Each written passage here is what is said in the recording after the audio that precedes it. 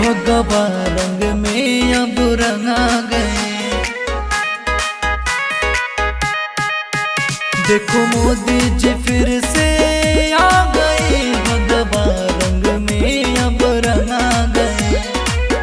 सब विरोधियों पे तो भारी पड़ गए मोदी जी, सब विरोधियों पे तो भारी पड़ गए मोदी जी। अब देखो तीसरी बार बने सरकार मोदी जी, अब देखो तीसरी बार बने सरकार मोदी जी।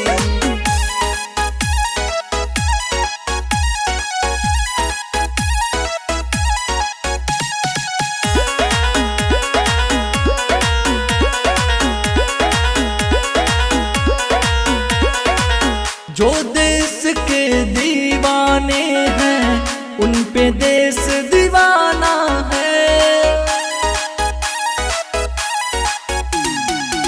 जो देश के दीवाने हैं उन पे देश दीवाना है। लिए संकल्प मोदी जी अब विकसित देश बनाना है।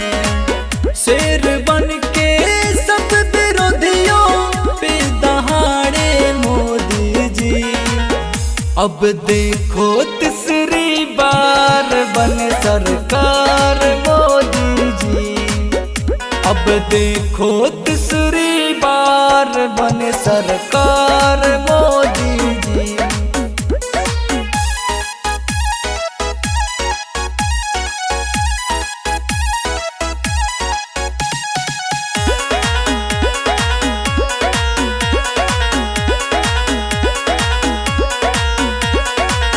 हर बार मोदी जी को जनता के बीच लाना है,